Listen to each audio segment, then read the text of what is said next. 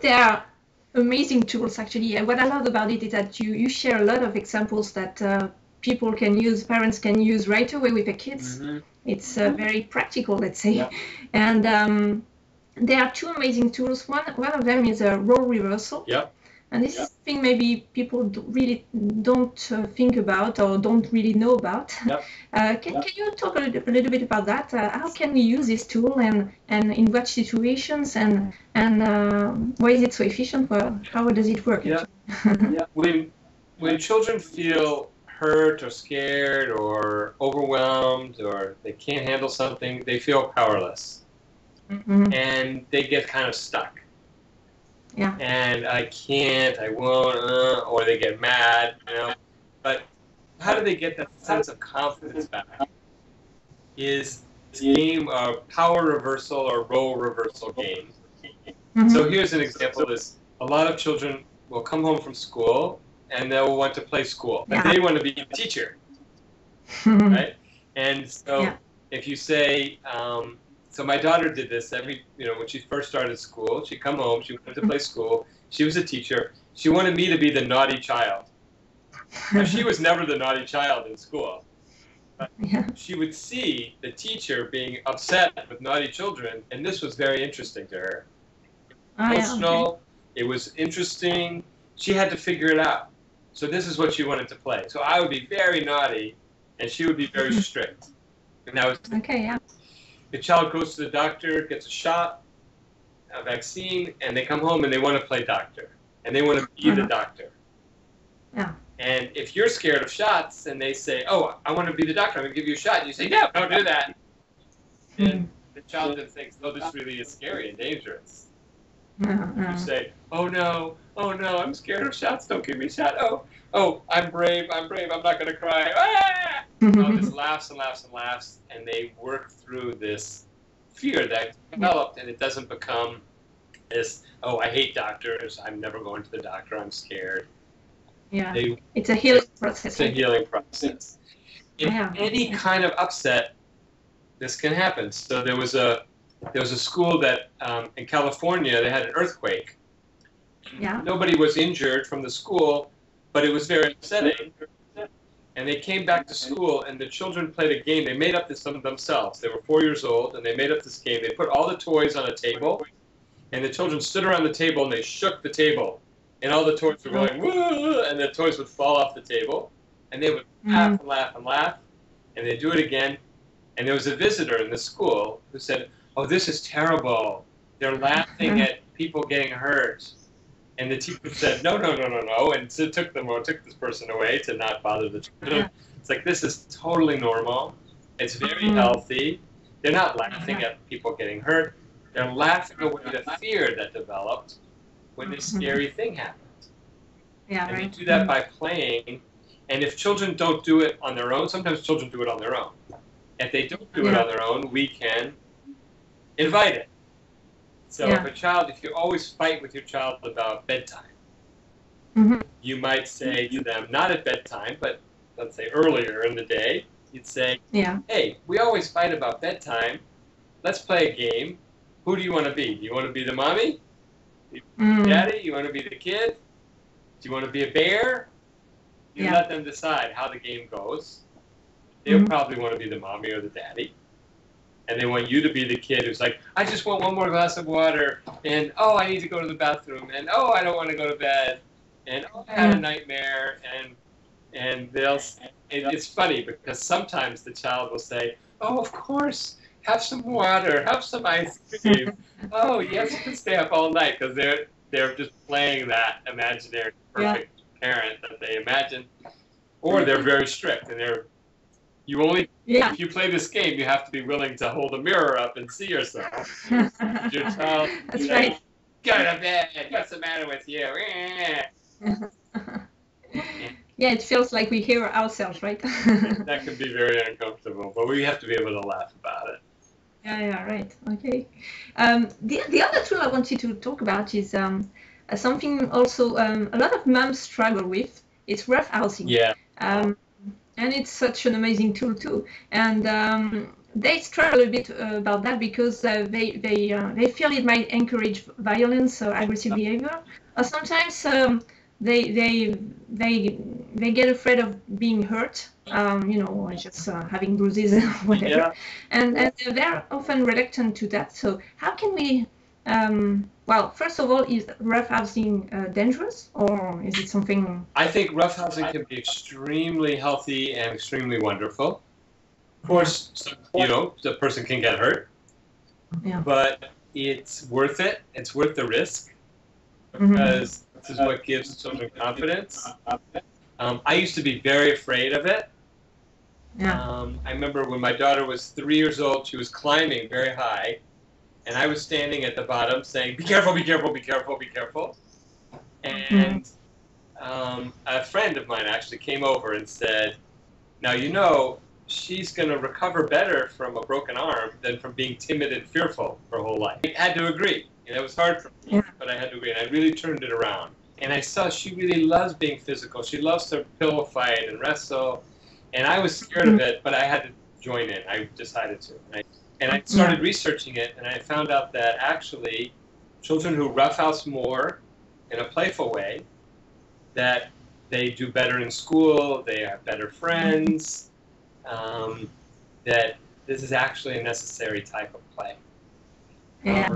Now, it doesn't have to be violent. So sometimes people think, well, play fighting is fighting. No, it's play. And so you want to keep it lighter. You want to keep it playful. One way to keep it from getting too crazy and too out of control is to stop and start. Stop and start. So if you're pillow fighting, and then you say, "Freeze! Okay, go." And then a minute later, "Freeze! Okay, go." And so the stop and start, and this helps children not have the roughhousing just turn into violence. Yeah, and you actually share a lot of 10 rules, I think, in your book.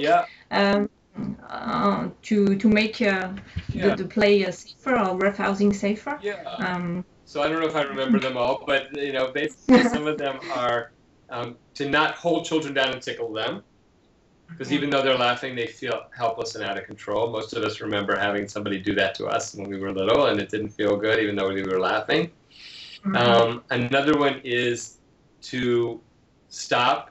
If somebody gets hurt, we stop, and then we go back to it. Pause and go back. We look for connection. Even with the roughhousing.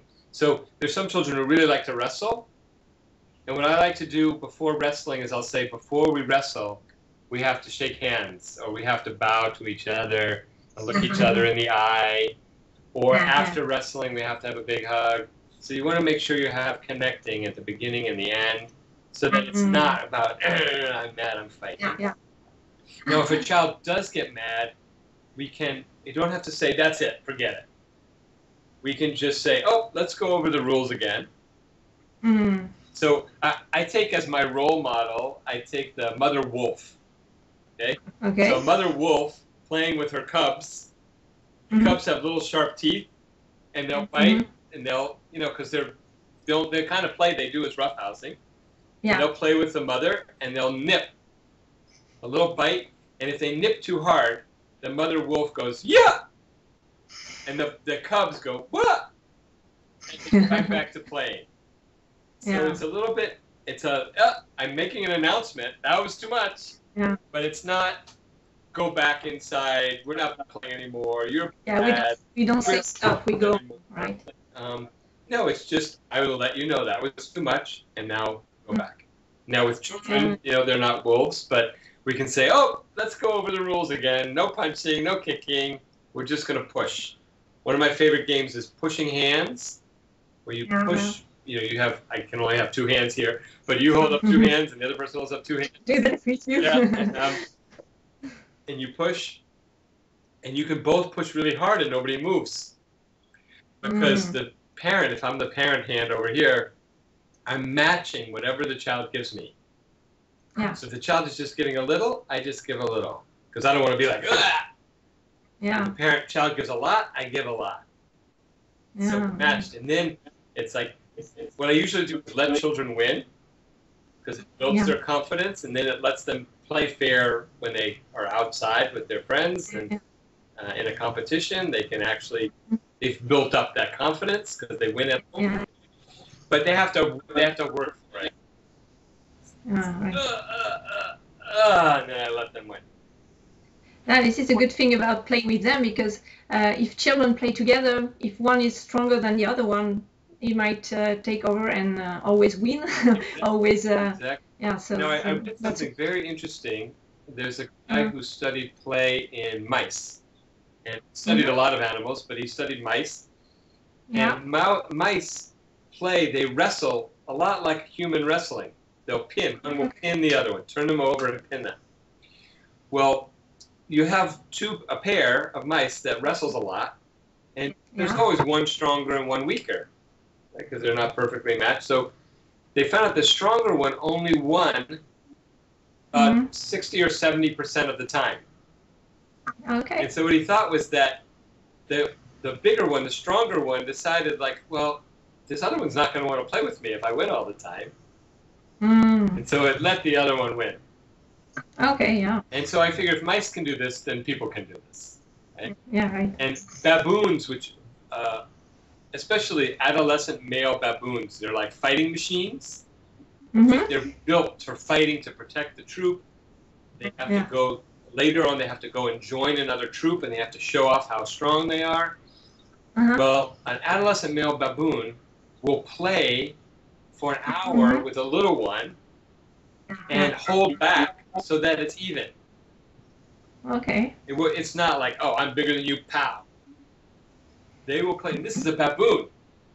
Yeah, that's great, huh? You know, a lot of us think, well, if they can do it, we should be able to do it. And so I say this to especially dads who are like, the reason I wrestle with my child is to toughen them up, and I want them to be good at sports, and it's like, no, okay, the baboon knows, so you can know too, that you match yourself to the child. Right. And does it help also children who are a little bit, who have aggressive behavior towards other children? Or? Absolutely, because we're talking about building confidence, but it can be also on the other side. So it's, children who are very timid need to roughhouse, and children who are very aggressive need to learn how to have friendly, playful roughhousing.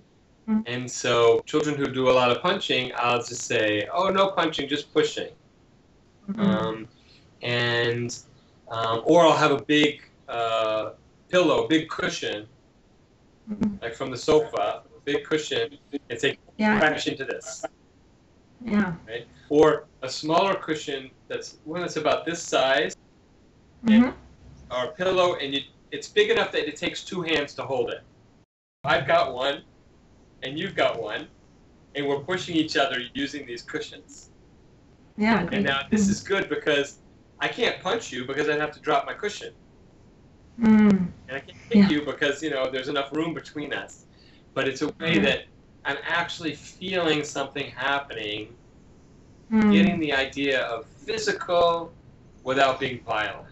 Yeah, right. Children grow up in this world that they get the message as they grow up that there's 2 kinds of touch. There's sexual and violent. Yeah. That's it. And children need to learn that there's a whole world of touch that is not sexual and not violent.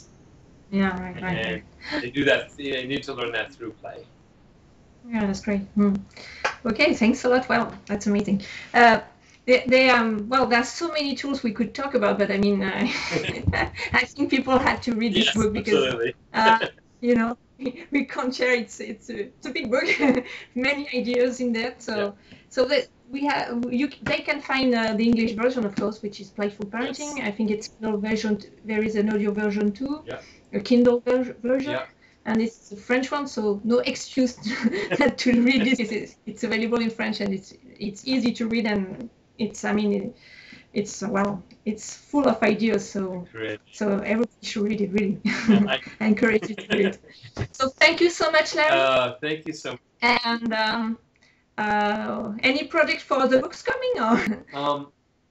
There's a new book that's out in English. It's called The Opposite of Worry. I'm not sure. Is that coming out in French? Do you have it? Here's how you Me too. about that. So, It's a great one too. so I'm hoping it will come out in French too also.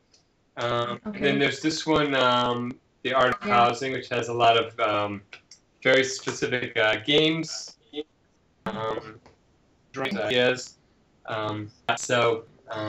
But right now I'm just so I'm not sure. So thank you. Thank you.